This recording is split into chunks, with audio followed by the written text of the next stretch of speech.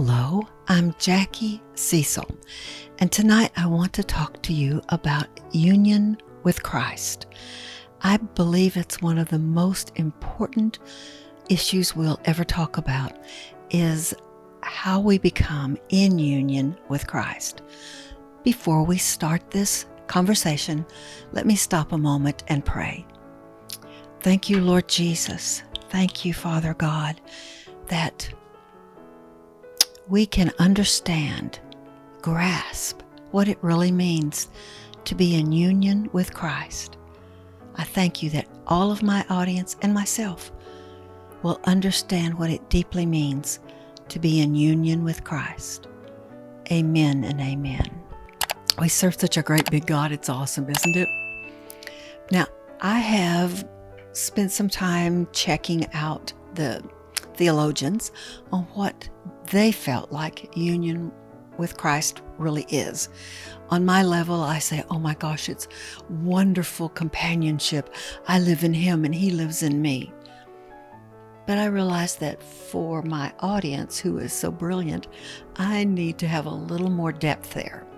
So I followed a man named John Piper about his understanding of union with Christ. And he said, I would define union with Christ like this. It is the reality of all the ways that the Bible pictures our human understanding in Christ, in which He is indispensable. Christ is indispensable in every moment of our life. Then he went on to say, no saving good, no eternal good, no God-exalting good, no soul-satisfying good comes to us except the fact that we are truly connected and one with Christ. I had to read that several times. That's pretty deep for me. Then I went and found another man that I could understand what he was saying. His name was John Murray, and he says that union with Christ is the central truth of the whole doctrine of salvation. Now we are understanding that the phrase union with Christ refers to our personal relationship between you and Christ Jesus, between me and Christ Jesus. One of the things we need to realize is that the Lord's Supper is God's first pledge to us, to our union with Christ. The whole process of communion is a pledge and a way to understand what our union means, what it does for us, and how it empowers us and gives us peace by understanding communion. I am so enamored and so happy with the fact of communion that the way I began coming in, opening my channel in YouTube, I did 40 days live communion. It made me do a lot of searching. It made me do a lot of understanding of how powerful communion is, physically for us, spiritually for us, even with creativity, all of the goodness that we can hold on to through communion. The bread and the wine of the Lord's Supper are God's impressions in our bodies to explain the truth and the reality of our ongoing participation in our living Savior. Now, I liked that word, participation. We don't just know of Christ. We don't just understand that Christ died for our sins. Now that He has risen, now that He is sitting at the right hand of the Father God, most of us just think of Him as He's done His duty and He's in heaven. But that's not all that Jesus has done. Yes, He did His duty, but Paul tells us In the New Testament, Paul tells us that Jesus moved right in with us. He moved right in with the Holy Spirit. We do have to realize that the Father God, the Lord Jesus Christ, and the Holy Spirit are spirits. They're omnipotent. They can be everywhere at once. And if we open our hearts, if we open our spirit man to the Father God, to the Lord Jesus Christ, to the Holy Spirit, we become one with each one of them. That is true union with Christ, when we understand that.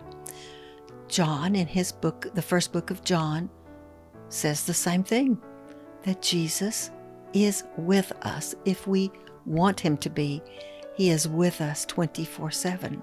Paul says Jesus is one with us. So over and over in the scriptures, it says that.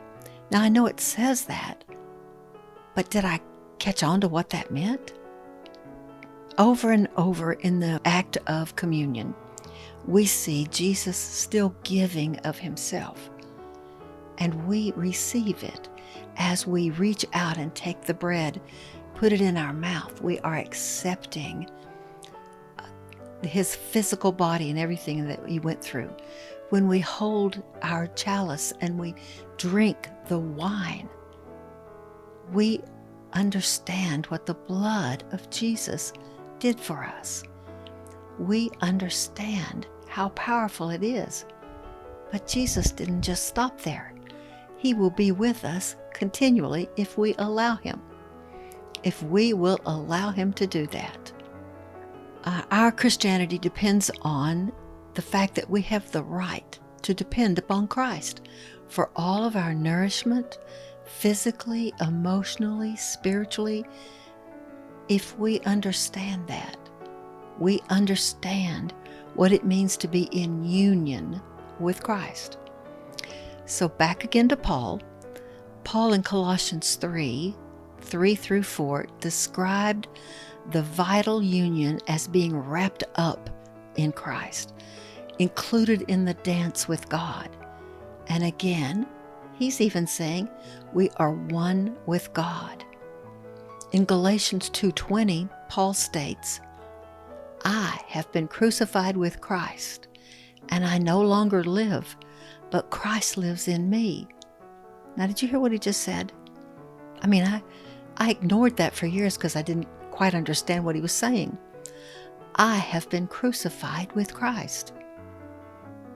What he was saying is that miracle of what Christ did on the cross was such a miracle that our bodies can actually be considered crucified with Christ because we are one with Christ. When we understand that, comprehend it, how precious our relationship with Christ is, it makes so much difference in our daily walk. It makes so much difference in the way I pray. I don't just say, oh, please, God, do this. Oh, please, Jesus, answer my prayer. He's standing there knowing what I need to pray, probably putting it on my heart what I should pray. That gave me a new kind of confidence. Did you see me set up straighter? It gave me a new kind of confidence to realize that Paul understood that what Jesus did was for all of mankind and for all of eternity.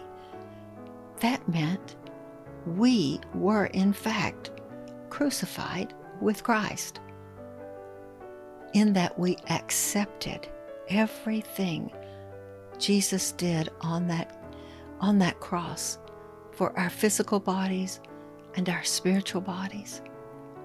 All of the things he did for us we're catching on to. And now we can understand we are one. We are in a deep, abiding, precious, awe-inspiring union with Christ. We have an undissolvable relationship. Isn't that a clever way to say it? Because of our commitment to the Lord Jesus, because of the commitment from the Father God to us, we literally have an undissolvable union with Christ. In Matthew 28:20, and again in Romans 8:39, we have been told that we have a stable, amazing, powerful union with Christ. So both in Matthew and in Romans, they're telling us over and over how precious this relationship with our Father God, our Lord Jesus Christ, the Holy Spirit is. It's a divine union, a mystical union of knowledge, intimacy, value, and of course, a union. And they talk about it again in Ephesians 3 and Colossians 1. The entire New Testament is packed with words that tell us we are in fact one with Christ. We just didn't understand, or I didn't understand, the depth of that. I heard Liz Wright say, this was really beautiful to me. She's so sweet, so enamored with the Father God. And she said, it's our choice if we want to live like Moses lived, where he saw face to face, eye to eye with God. Do you see the importance of that? When Christ died, he tore down the veil between us and God, the Lord Jesus Christ, and the Holy Spirit. The veil has been broken between us and the Trinity. In that same video with Liz Wright, I heard Justin Abraham say, God is our life and our love. Because we have to remember that God is love. So say to God, God, I realize you are love. So hit me up with some more love, God. Engulf me with your love. I thought Justin Abraham was awesome. Hit me up with some love, God. Engulf me with your love. He wants to. He actually wants to. Our Father God wants us to be saturated in his love, his kindness, his care. Jesus wants us to understand we are in a non-dissolvable union with him, with Jesus. I also heard Justin say that prayer is the joining of the symphony of the union with Christ. How poetic is that? A symphony of the union with Christ.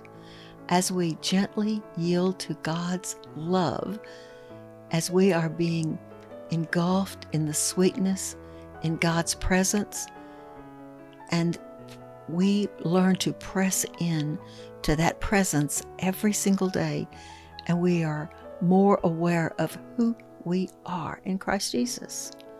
We understand that we have the right and we can be joined to the Lord God. We can be joined with the Lord Jesus Christ. We become co-included with Christ. That's according to Colossians chapter 3. I know that many of you already have a hold of that concept, and some of us didn't, but we're learning and we're growing and we're believing. Now, let me pray for a moment. Father God, I thank you. I thank you, Lord Jesus, for your union with us. I thank you that you are so powerful and so in love with your children, the creation that you have made in us, that you have made room for everything we could do right and wrong. You've made room for it in our lives, and you've covered it with your blood, and you've covered it with your love. Thank you, Jesus. Thank you, Father God. Now, Father God, if I have said anything that's just of Jackie and wrong, if I misquoted it or missaid it, just let it turn to dust and disappear. Be gone in the name of Jesus. But everything that's right and proper from you, Father God, and the Lord Jesus Christ, everything that's right and proper sticks, and it never leaves this audience. In the name of Jesus, I pray. Amen and amen. We serve such a wonderful God. Okay, I should do my little housekeeping things. Please, I'm asking you, if you have not already, to subscribe to this channel because I need your support. And I'm asking you to click that little like button down because I like it when you do. But the really sweet thing I'd like for you to do, I would like for you to think of just one person who needs to understand union with Christ is for them. So I'm asking you to just take this video and share it with one person. You can share it on Facebook, you can share it with email, you can share it however you want to. But I know that we all know one person who could be opened up to the fact that they are indwelled not only by the Holy Spirit, but the presence of the Lord Jesus. Thank you so much. I do publish a video every Wednesday, and I've said that to say this. See you next Wednesday. Goodbye.